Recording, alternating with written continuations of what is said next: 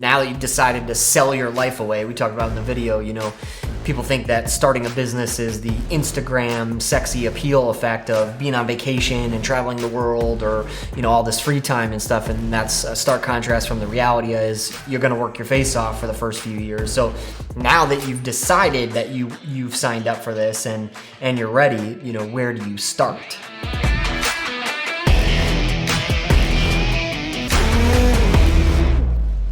We've done a few videos on, are you sure you want to start an MSP business, right? But if you've watched that video, now you've really made the decision, you are starting an MSP, what really is kind of that first order of business? We'll talk about that in this video today.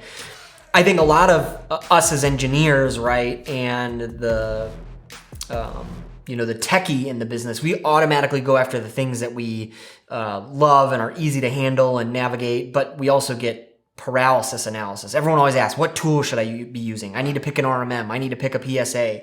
And I'll tell you, all tools are garbage, right? So just pick the one that gives you the least amount of headaches.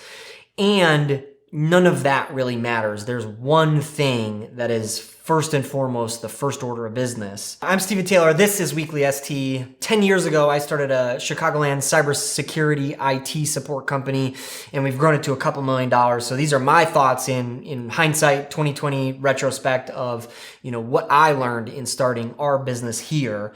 Please like, share, and subscribe for more of this every single week.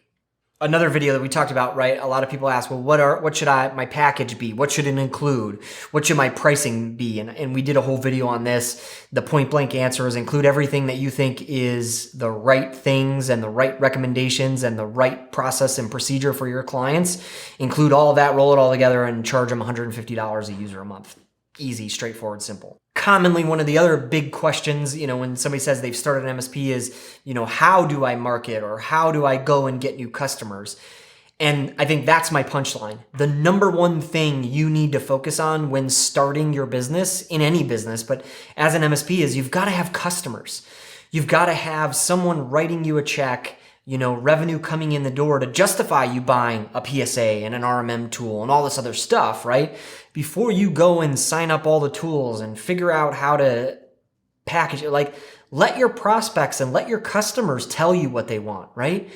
Do they want a monthly all-inclusive with X, Y, and Z that you've recommended to them? Yes, great, then go with that.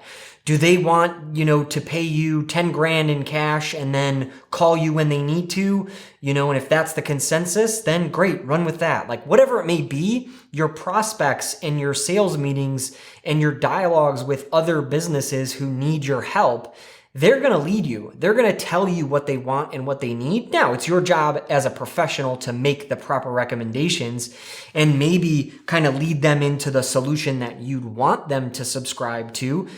But it's also on them to be willing to pay for it. You've got to offer something. You've got to bring something to the table that they want to spend money on. Then that justifies you've got a real business. You've got clients who are willing to pay. Now we can go and create the wheel and the SOP and the framework and the stack and the tools and all this stuff. And frankly, that stuff can be set up in an afternoon. If you've got a check in hand and a customer waiting, you'll figure out which PSA you want to use. You'll figure out which RMM tool, and you'll figure out how to deploy it in a day's worth of work, right? Versus I think a lot of us go and we worry and we pontificate and we thought process and we analyze and we overanalyze and we've got spreadsheets and all this stuff on the tools and the stack and which vendor this and which vendor that and all this stuff. And none of that's any good for you because you're just spending money without a customer in hand, without them giving you revenue, giving you a check to drive the business forward. So you've got to focus on that first and foremost. A lot of guys go into, how do I market and sell? What campaign should I be running? All that kind of stuff. I think even before you start a business, you better have a little bit of a plan, some napkin math as to the first 100 or 1,000 people that you're going to go talk to, how you're going to interface with them, and what you're going to offer. And I always tell people it's fairly easy. We talked about this in the video, Sales Isn't Selling, right? It's just a conversation. But you start a business, you've got to be willing to do that work, right? People are piping in saying, well, I'm not good at cold calling. Well, I'm not good at networking. Well, I'm not good at... If you keep saying can't and you're a business owner, then you're probably right, and you're not going to be able to, right? You've got to overcome these objections. You've got to overcome the fear, or whatever it may be. You've got to go out there and shake hands and kiss babies with as many people as you can, telling them your story, telling them what you can offer them until you get some bites. And again, until you get cash in hand or a check from a customer, willing to do business with you. One of the other common questions I think anybody starting a business is like, well, how do I even do it, right? It's easy. Google it, go on the internet to your state, incorporate your LLC, go to the IRS, get an FEIN, right? Go get a bank account once you get your articles of incorporation from the state, blah, blah, blah. Like, it's a 5-day process. Most of it can be done on the internet. It's pretty quick and straightforward, at least here in the US. And again, these are the things that I think we get hung up on, or we get stuck on, or we worry about. If you've committed, if you're ready to go, then just get shit done and keep rolling. These little logistics and tools and LLC and all that stuff, they're just minutia. They're just little hurdles that just get them out of the way, get them over with. Focus on the real big picture, which is, and this is true of our business at our stature, sales, cash, money. If we don't have that, that's the lifeblood of our business.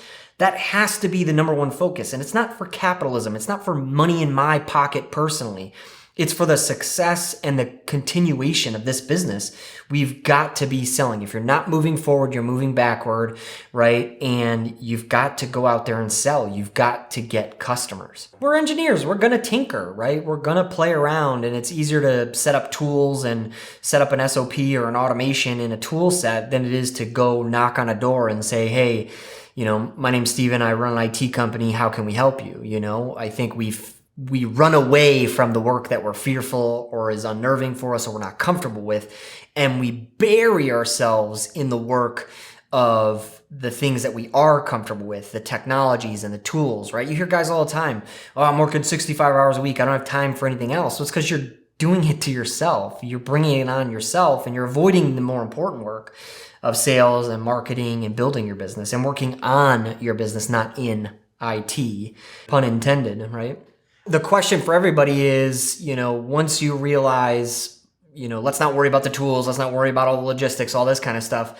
How are you going to go about, getting new clients? And there's tens, if not, hundreds of different ways to market and sell and go get customers.